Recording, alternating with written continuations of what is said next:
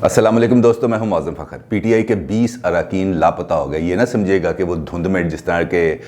डस्का के 20 polling stations का presiding अमला ही गायब हो गया था कि ये अरकान असम्बली भी उस तरह गायब हो गए। इमरान खान आपको मालूम है कि पेशावर के दौरे पे थे और वहाँ पे उन्होंने अपने अरकान असम्बली का एक इजलास बुलाया था। और इम्पॉर्टेंट बात यह है कि 20 सूबाई अरकान असम्बली ने इस इजलास में शिरकत नहीं की और उनके मोबाइल फ़ोन बंद थे।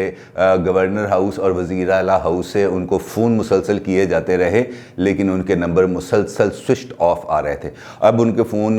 सिग्नल्स की प्रॉब्लम की वजह से बंद हुए, या उन्होंने ख़ुद बंद किया, या वहाँ पर भी कोई ऐसी मौसमियाती तब्दीलियाँ आ गई कि उनके फ़ोन 20 के फ़ोन नहीं लग रहे थे। ये एक सवालिया निशान है और यकीनन ये इमरान खान के लिए अब एक बहुत बड़ा चैलेंज बनता जा रहा है, क्योंकि जिस तरीके से सूरत हाल डेवलप हो रही है, हर रोज़ इमरान खान के लिए एक नया चैलेंज डेवलप होता जा रहा है। आपको मालूम है कि नौशहरा के इलेक्शंस के बाद की जो सूरत हाल बनी थी, और उसके बाद इमरान खान ने ये फैसला किया कि वो पेशावर जाएंगे और वहाँ पर जाकर अरकान असम्बली से मुलाकात करेंगे। वो बड़े जारहाना मूड में थे और वहाँ पर पहुँचे और उन्होंने अपने उसी जारहाना अंदाज के अंदर, जिस तरह वो ग्राउंड में उतर के चौके छक्के लगाते थे ना जब वो क्रिकेट खेलते थे, तो इसी तरीके से वहाँ पर इजलास के दौरान ही उन्होंने गवर्नर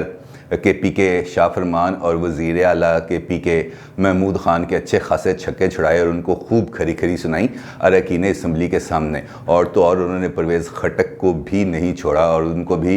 अरकान असम्बली के सामने उनके भी खूब लत्ते लिए। लेकिन जो इम्पॉर्टेंट बात है वो ये है कि उन्होंने एक स्ट्रेटजी अपनाई है के पीके के इलेक्शंस के लिए, और वो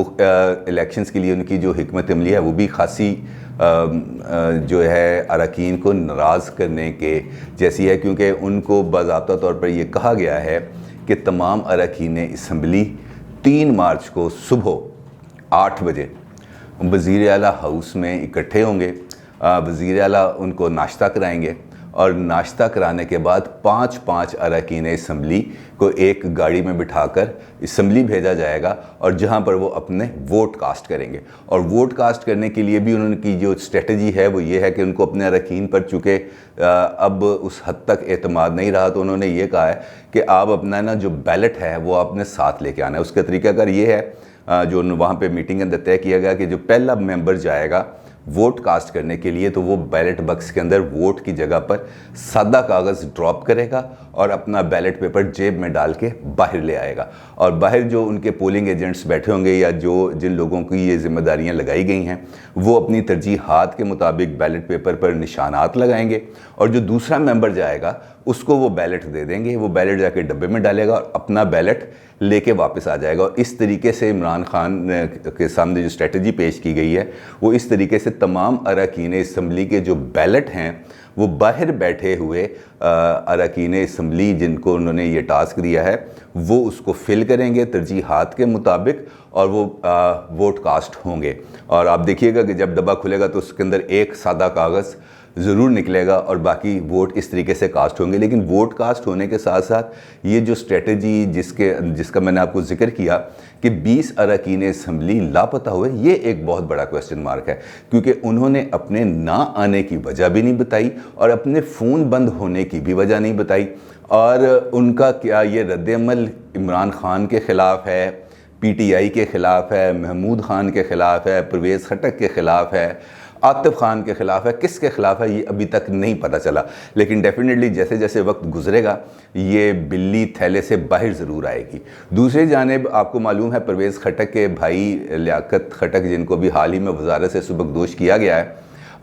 उनकी तरफ से भी बात सामने आई है और उनका ये कहना है कि मैं इमरान खान से मिलना चाहता था, लेकिन इमरान खान ने मुझसे मिलने से इनकार कर दिया। मैं तो उनका वर्कर था, लेकिन उन्होंने बिल्कुल मुझे टाइम नहीं दिया। मैं उनको बताना चाह रहा था कि मेरी वजारत के अंदर क्या हो रहा था। मेरी वजारत के अंदर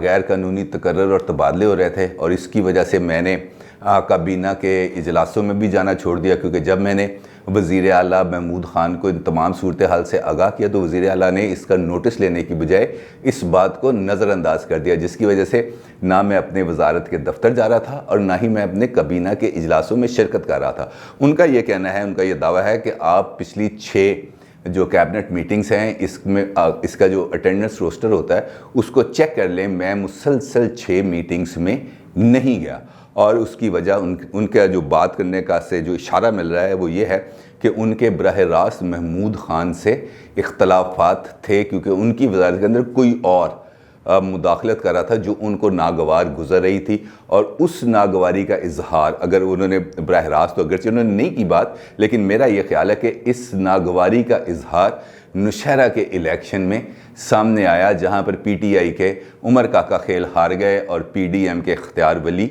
जीत गए। उन्होंने ये भी कहा कि मैंने तो उधर कोई जश्न नहीं मनाया, लेकिन सब ने देखा है, TV फुटेजेस मौजूद हैं कि किस तरीके से वहाँ पर जश्न मनाया गया, और ख़ुद जो लियाकत खटक है वो वहाँ पे मौजूद भी थे और वहाँ पे हम सबको नज़र भी आ रहे थे। अब अगर KPK के हालात देखें तो KPK के हालात किसी भी तरीके से इमरान खान की फेवर में नहीं है। पंजाब की सूरत हाल से मैंने आपको आगाह किया था कि जब अब्दुल हफीज़ शेख यहाँ पर आए तो अरकान असम्बली ने उन पर चढ़ाई कर दी, उनको कहा कि यार तुमने तो हमें किसी जगह पर मुँह दिखाने लायक नहीं छोड़ा और अब हम तुम्हें किस तरीके से वोट दें। इसी तरीके से सिंध के अंदर जो सूरत हाल है वो भी इमरान खान के लिए एक बहुत ज़्यादा फेवरेबल नहीं है। उसकी वजह यह है कि उनके जो फेवरेट कैंडिडेट्स थे, दो जो उन्होंने यहाँ पर अपनी 2 सीटों पर जो जनरल सीट्स हैं वहाँ पर अपने जो 2 कैंडिडेट्स उतारे थे, एक जनरल सीट पर और एक टेक्नोक्रेट की सीट पर, उन दोनों के कागजात इस वक्त